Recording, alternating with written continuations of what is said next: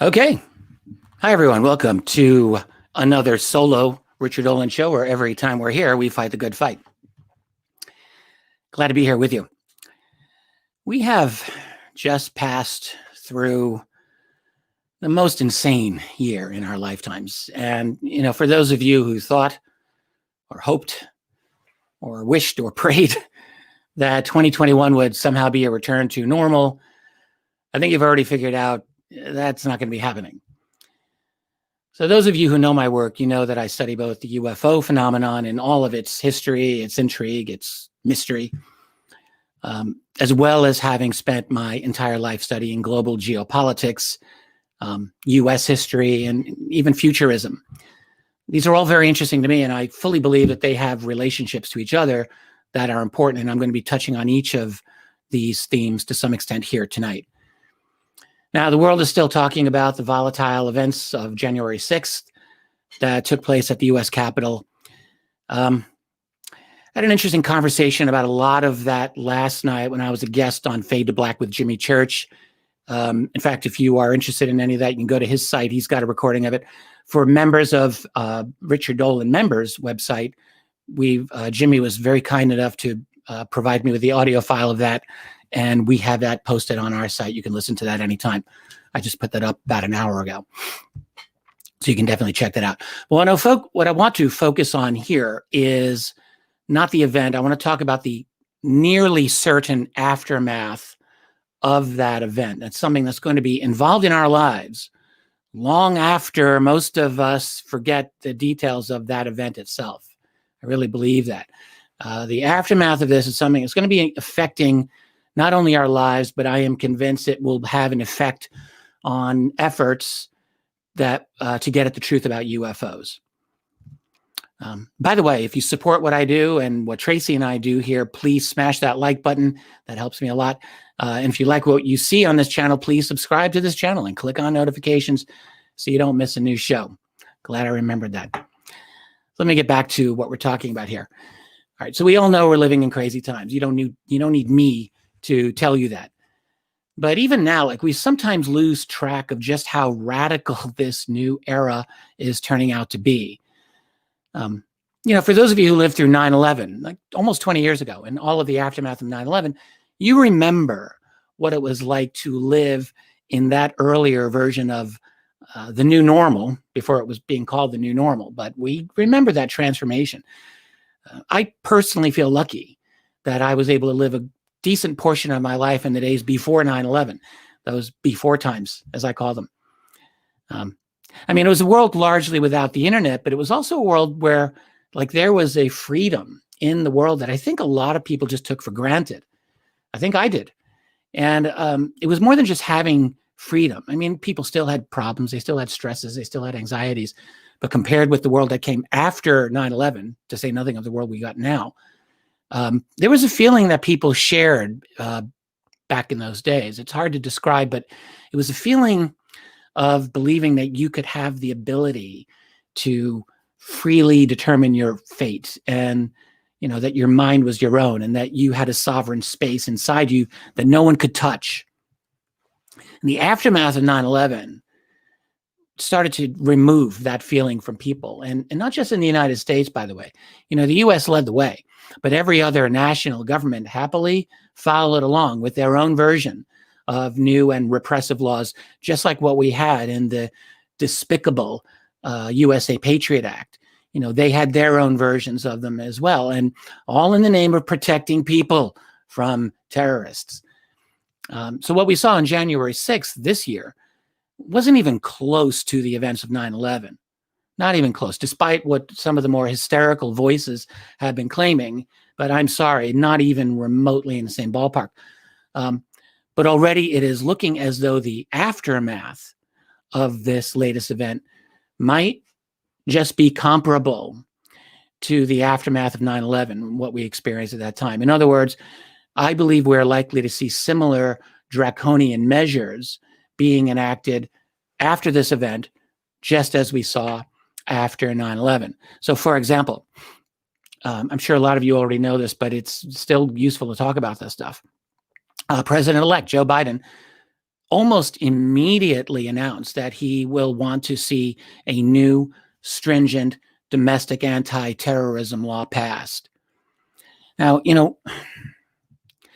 when you consider just how much anti-terrorist legislation we already have on the books in this country, I mean, you'd think that we had already maxed out on the levels of control that already have existed in the land of the free for many years now, okay? But he's promising apparently to find a new way to load us up with even more. So there's that. And I expect we're going to see an ever-shifting definition of just what exactly constitutes a terrorist. So I think we should be looking forward to that. I mean, this is something that's been shifting for a long time now, and I think we started down that road, that slippery slope, quite a few years ago. And then, of course, aside from that, there's the massive, even shocking for our time, and that's saying something, the shocking digital crackdown that we saw immediately after January 6th. Did anyone actually expect Twitter to permanently ban Donald Trump's account? Honestly? I mean, sure, we could see that war had been going on for a while now. Okay, so maybe it was inevitable. But still. I mean, this is a significant measure to take against a sitting United States president. All right, to say nothing of the truly breathtaking deplatforming being done at Twitter. Last count, it was over 70,000 accounts have been suspended since January 6th. Now, they're billing this as an anti-QAnon purge, but it also includes a lot of people who just supported the protest or the demonstration at the Capitol, or who called the results of the presidential election into question. They're getting suspended and banned also. And Donald Trump isn't the only high-profile person who's been banned from Twitter. General Michael Flynn, which that kind of blew my mind, and Trump's, I guess we could say, sort of lawyer, Sidney Powell. She has been banned from Twitter as well. And, speaking of which, Facebook even banned the phrase "stop the steal" on its platform. Like you cannot, and I wonder if I'm going to get algoed by YouTube just for saying it here, actually, now that I think about it. But you can't say it on Facebook.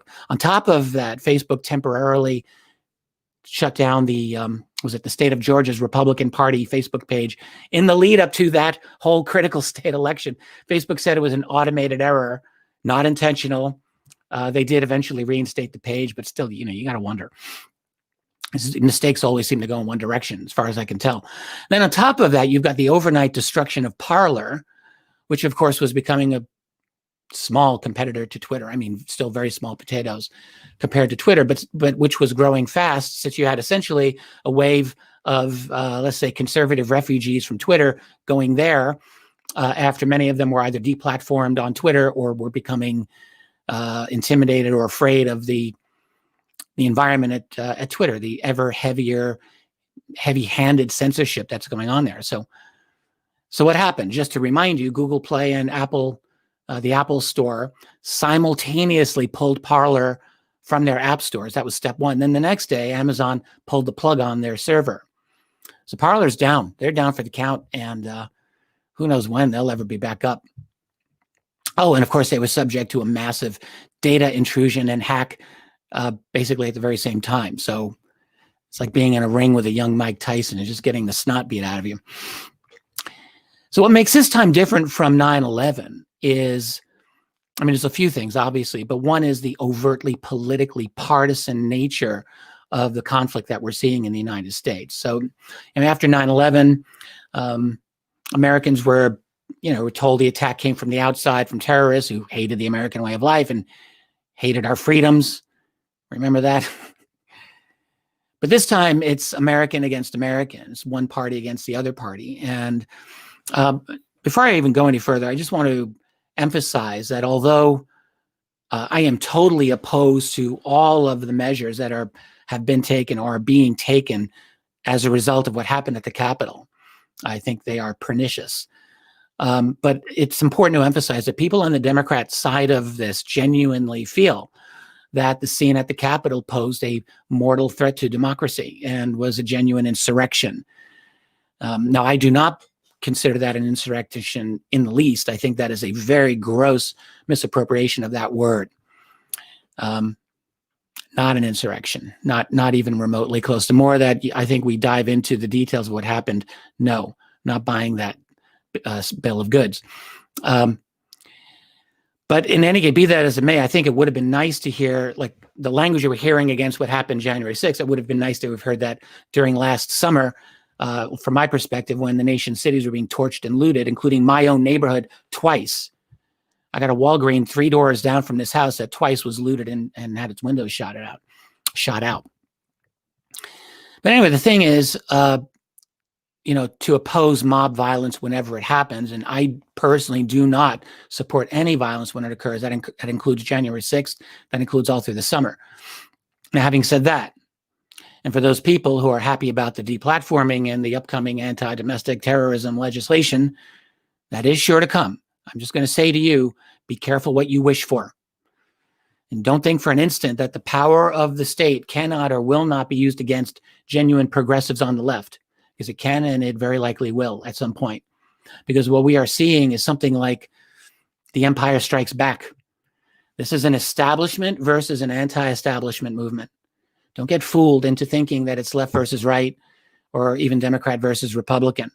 Right now, those are superficial elements of what we are seeing, okay? So we're seeing superficial elements take these forms of something that is much deeper, much more fundamental, that is actually going on. And to go all the way to the core of what is happening, well, I might just recommend my latest book. Why not? The Alien Agendas, which includes a concept that I call the fourth stage of humanity, which I argue. I argue that the entire human race is moving into this. And I'm going to go into the whole thing here, but just essentially from eons of hunting and gathering to the agricultural revolution, that's stage 2, and then starting a few centuries ago to the scientific and industrial revolution, that's stage 3, and now what we are moving into, which is stage 4, and it's happening very fast, okay? It's a digitization of the entire world, of every person, of you and of me. It's a corralling of the human population into a completely new form of organization, socially, economically, culturally, politically, all of those things. All of this is new, and it's being created right now. I write quite a lot about this idea in my recent book. So if you are interested in this idea, go check out my book. I've got it linked below here in the description. I liken what we're going through to the movement that's going to turn the human race into one giant anthill. And I am truly hoping that's an exaggeration. But it's a comprehensive change, and it's unlike anything human beings have ever experienced. And one of the results of this is that there are naturally going to be winners and losers in this great transformation. And all the battle lines that you are seeing right now are a reflection in one way or another of this dramatic transformation that's happening right before our eyes. And by the way, from a UFO perspective, which I'm going to get into in just a moment, this transformation makes our species and makes our civilization very interesting from the perspective of any beings or any visitors or any group that happens to be here watching us or interacting with us. All right. But anyway, the draconian measures that we're seeing and the draconian measures that we must expect, all right, in terms of controlling social discourse, freedom of speech in general, these are things that are very likely going to have an effect on any efforts to achieve openness on the matter of UFOs. This is the crux of what I want to talk about here with you. Now, it's interesting that the last 3 years of our history have seen a very dramatic shift in our ability to have a public conversation on UFOs. It's been refreshing. It's been really wonderful. For the first time, really, we've been getting acknowledgments from our political and our military leadership that yes, UFOs, or UAP as they like to call them, are a real thing. All right. So in the last 3 years, we've come a long way. UFOs are basically out in the open, at least much more out in the open than they have ever been. And it's probably made probably for a lot of interesting dinner conversations from time to time among many of you watching this. That's that moment of like taking UFOs out into the open. It's this movement that has given momentum to the idea of some sort of genuine UFO disclosure, right? And an admission. How do we want to think of disclosure? When I was thinking of it earlier today, and like, really disclosure is two things. So it's an admission, right? Let's start with that. It's an admission from way up on high, from the top of our little political food chain, right? That UFOs are real. That's one part. That's one half of what disclosure is. Admitting that they're real. Like in the old days, I used to think that was maybe all of it, but that really isn't all of it. So it's an admission that UFOs are real. And then from the responsible authorities, they will say, here's what we know about it. So they'll admit, yes, it's real, and we know X, Y, and Z, and we're going to tell you. I think that's what people have always had in mind with disclosure. Government admits it's real, and they tell us at least the bulk of what they know, right? We expect the truth. So what's interesting is that we've gotten the first half of that part. I mean, we basically really have gotten the first half of that part, but not the second. And this is key. So the military establishment has been forced to admit that this is real.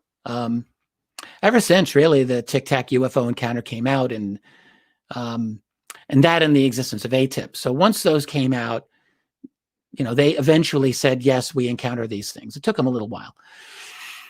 And since then, it's stayed right there. It hasn't moved. From that admission, they have not budged an inch. Now, there's been some journalists, notably Leslie Kean and Ralph Blumenthal of the New York Times, who have come pretty darn close to stating that they know that there have been UFO crash retrievals from their discussions with high-level government people. They haven't said that explicitly, but they came very close, both in print and in interviews. There was that very interesting statement they quoted by Dr. Eric Davis to that effect in their last article on this last summer.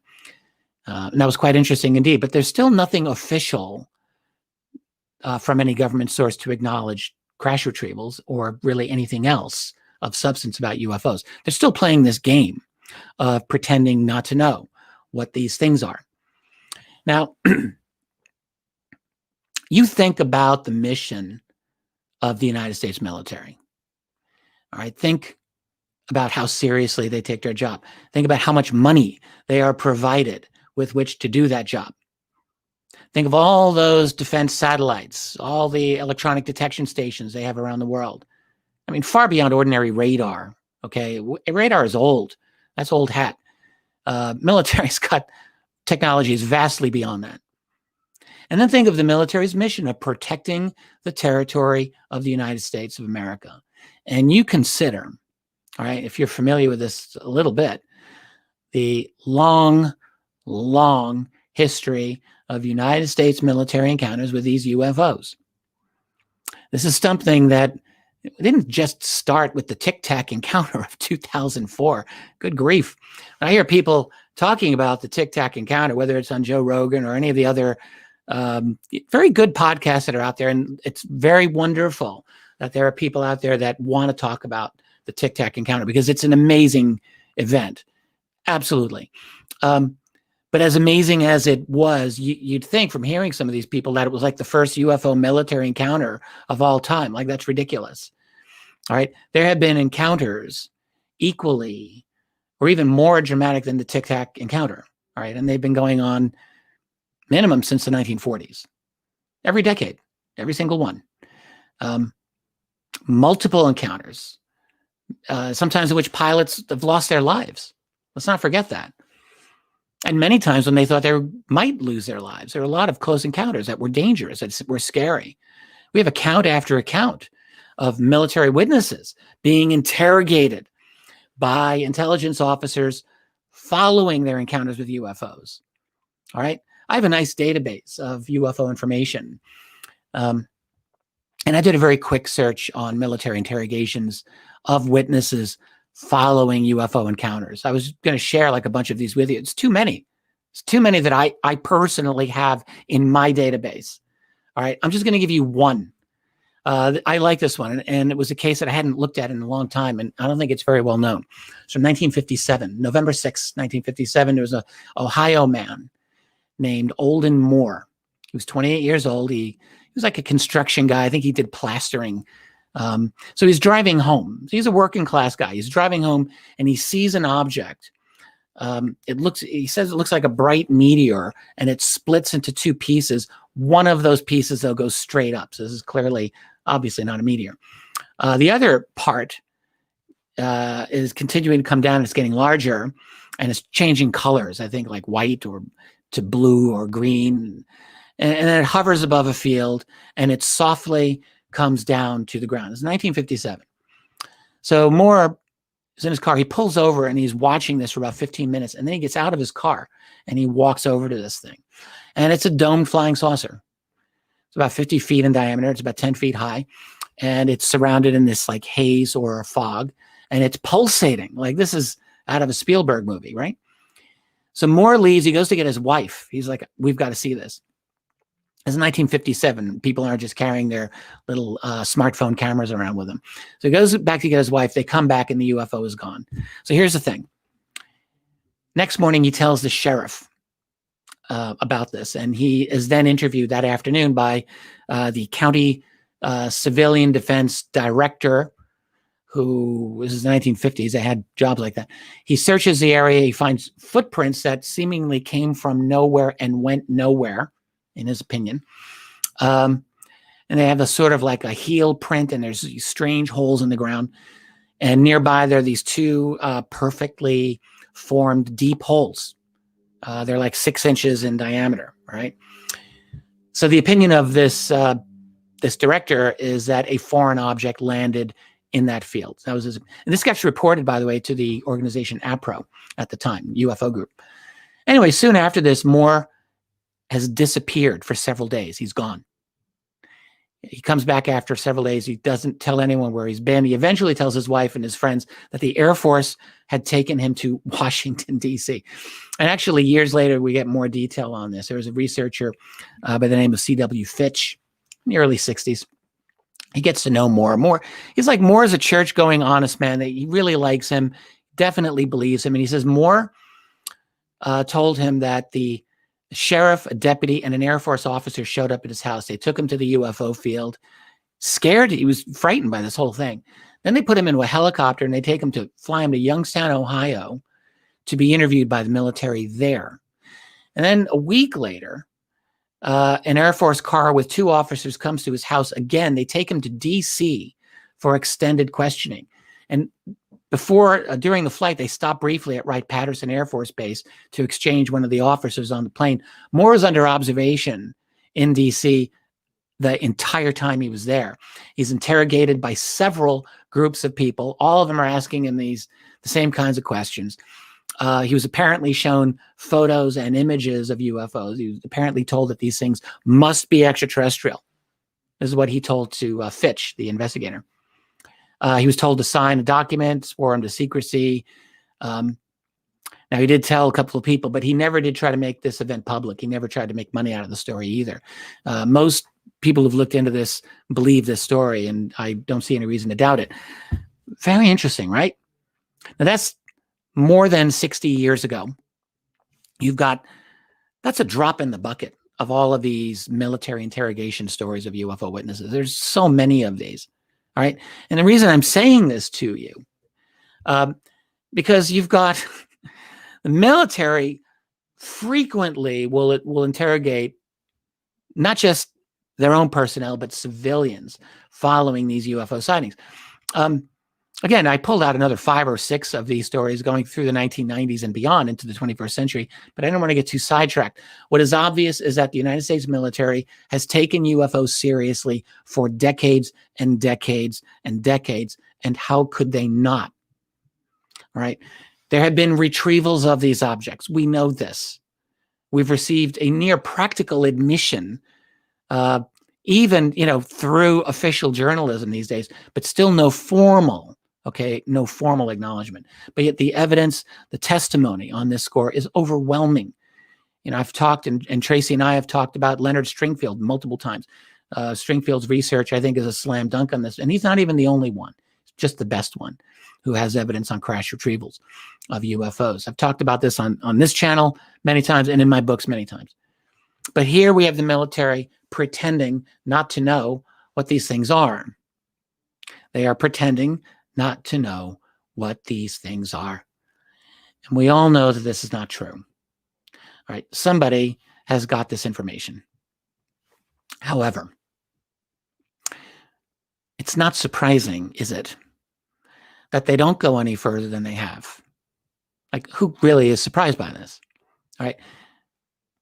There is a red line that is blocking our access to the deeper information about UFOs, the information that is being held by the United States military and very probably, especially by certain private contractors who operate under the protection of U.S. federal law, but without any, or at least much, apparent oversight by the United States government. All right, but information has been collected for many, many years. And when UFOs have been seen again and again hovering over U.S. nuclear weapons installations for decades, and we have access to some declassified memos describing serious concern over this fact, all right?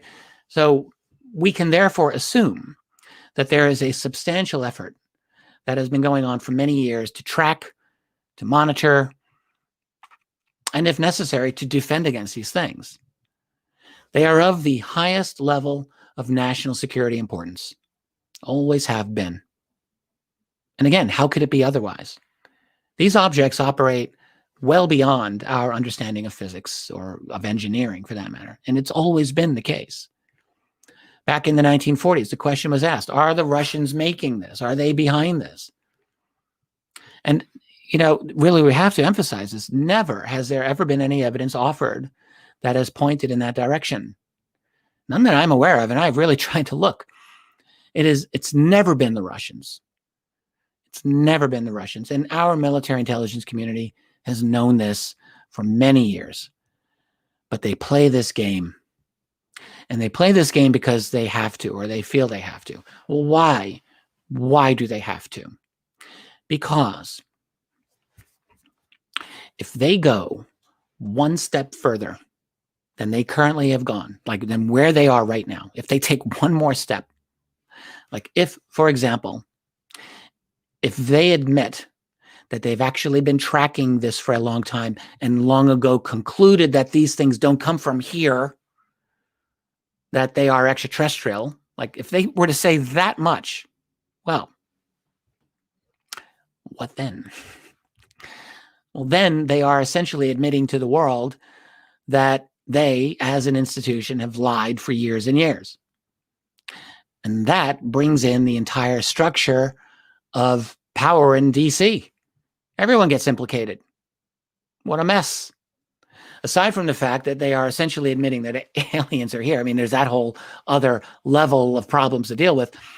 But I'm just even talking about admission of a cover-up. In other words, it proves, by them to say what they're saying, it proves that there has been a UFO conspiracy.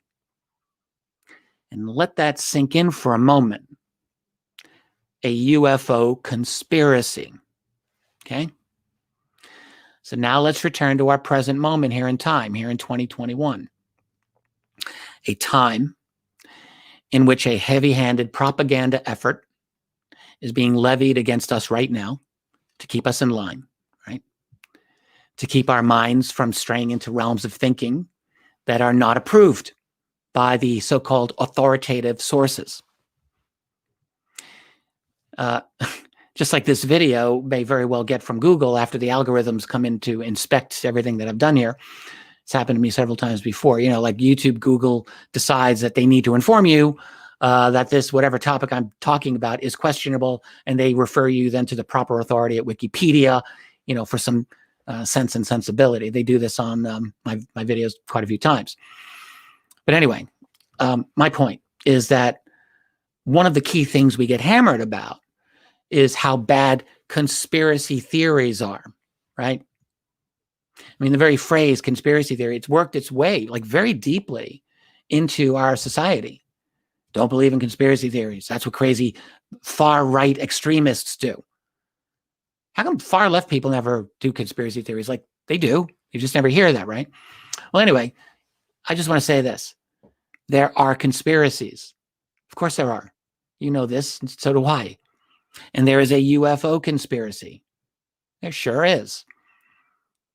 What happens to the dominant narrative about conspiracy theories once people recognize that the big conspiracy theory, probably the greatest of them all, UFOs, if that turns out to be true? I mean, what's a bigger conspiracy theory than the UFO one? Probably nothing is bigger. So, and this gives me a chance to segue into the final part of what I want to get into here with you. So in December, President Trump signed the emergency relief bill. It's all around dealing with COVID-19 and the desperate measures to keep a sinking economy from going completely under. So buried inside this bill, it's now law. This is a 5,600-page document, all right? And buried inside this is a stipulation. Has to do with UFOs. So there is a 180-day clock that is ticking right now for the Secretary of Defense and for the Director of National Intelligence to provide Congress with an unclassified report about unidentified aerial phenomena, UAP, that is UFOs. All right. Now, the report is they're required to include, and this is a quote from them, a detailed analysis of unidentified aerial phenomena data and intelligence reporting collected or held, that's the end of that quote, by basically all the U.S. intelligence agencies. All right. And then it also requires that the report include identification of any incidents or patterns that indicate a potential adversary may have achieved, this is what they're saying, breakthrough aerospace capabilities that could put the United States at risk, basically strategic or conventional forces at risk. So that's what, so basically national security implications of UFOs. And they are, this is the UAP task force, they are obligated to provide an unclassified version of this to the US Congress. So sometime in May of 2021 or maybe June, Congress is supposed to receive this report. All right, now let's talk about this. How much information do you think will actually be provided? Now, by law, they apparently are supposed to provide the real deal to members of Congress, but there's a catch. Of course there is. There is to be an unclassified portion, but there also may be a classified portion. Ah, yes, there we go. There's the rub. So how much of this will be unclassified and how much of this will be classified? I have a feeling we can all infer what the deal is. I think you can probably infer what I think. Lately I've been going through a very substantial amount of UFO reports from the 21st century, from our time.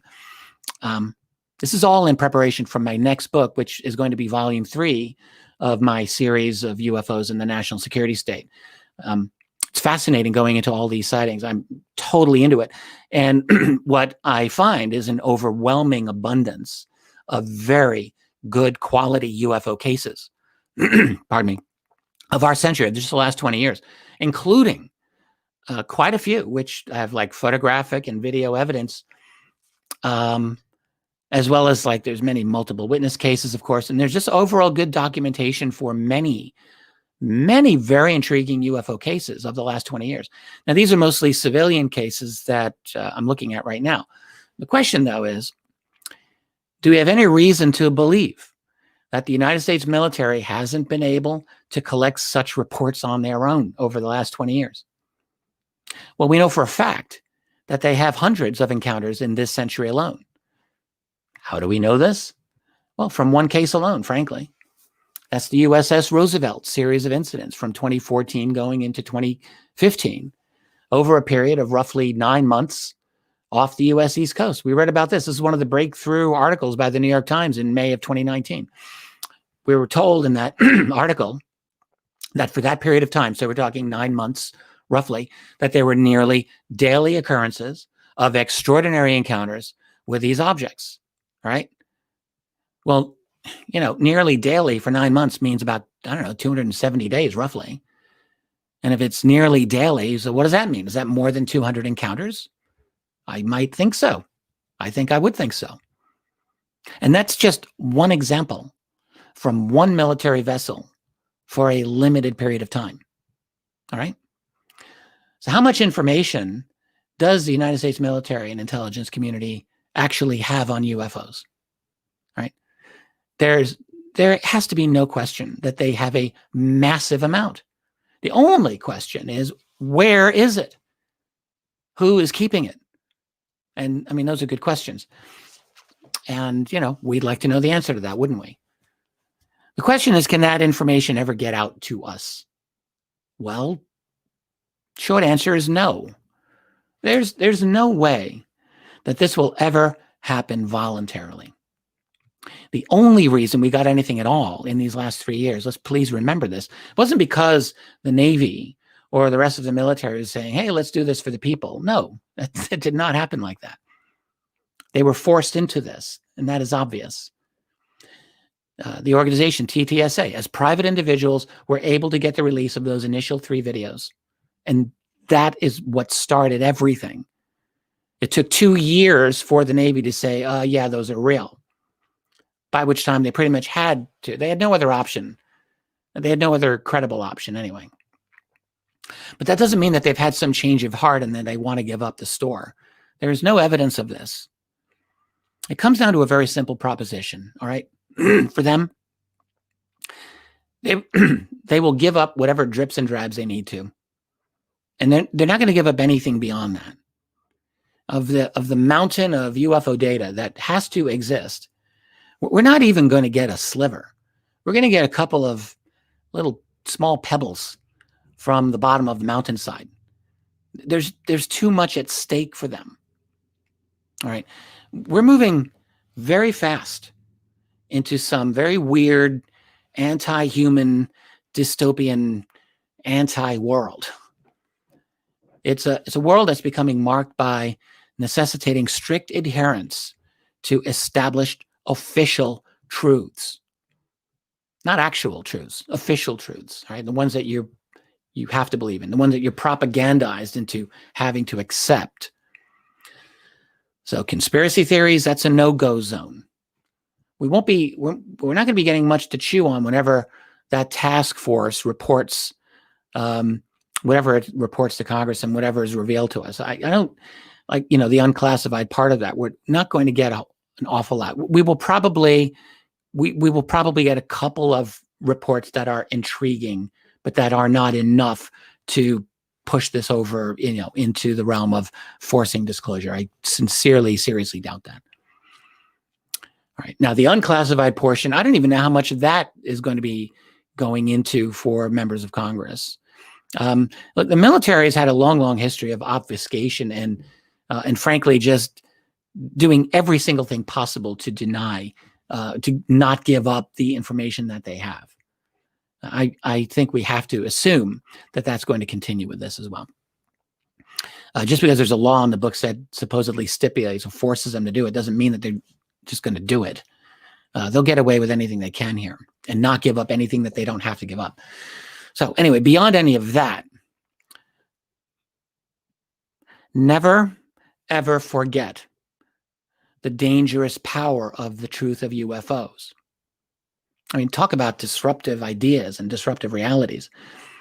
I don't think anything tops this one. I think the UFO, the full dimensions of the UFO reality continue to be more profound and more dramatic and more, even like more scary in a lot of ways in terms of change of our society than anything else that I can think of. Also something that offers a great amount of opportunity, potentially positive opportunity. For us to get to the bottom of this is, I continue to believe, a necessary element for the health of our civilization. We're really not going to get very far if we continue to keep ourselves in this perpetual childhood and adolescence by not having adult conversations about the reality of this phenomenon. Doesn't help anybody. But the problem is that bringing this up in an honest way also brings too much into question. All right, for those people at the top of our hierarchy, it causes too much uncertainty, and it has tremendous potential to destabilize the current structure of our society and the current structure of power that exists in our world. So there's no way, I'm just going to say this again, there's no way that this secret will truly and fully come out voluntarily. None. If anything comes out, expect it to be very calculated for whatever effect they're trying to achieve. Always, of course, following the CYA rule, because they certainly don't want to reveal the illegal and certainly criminal nature of many elements of this cover-up. That's one thing right there. Another thing that they're concerned about, though, is the disruption to global energy markets, global financial markets, and infrastructures in general. And then another is the inevitable questioning of fundamental truths that will come from a genuine, truthful discussion of the reality of UFOs and the cover-up that has gone on for many years, the conspiracy that has gone on for many years. And this is not something that any of the power structure, any people in the power structure, I should say, want to discuss. They don't want that. Now, having said all of that, look, there are opportunities for those of us on the outside. Yes, there are.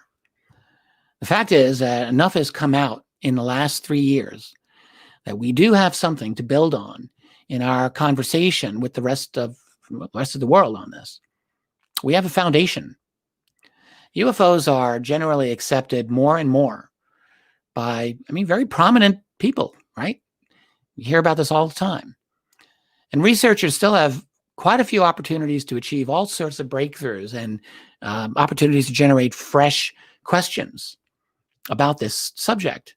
I think there's every reason to think that this can be done in the near future and even in years following to continue to press on this matter. We're about as close to the tipping point as we can be without actually going over that tipping point. But the red line is the conspiracy line. That's it. The red line is the conspiracy line. We can have a public conversation about what these UAP are and wonder, what can they be? That's permitted. Gee, I wonder what they are.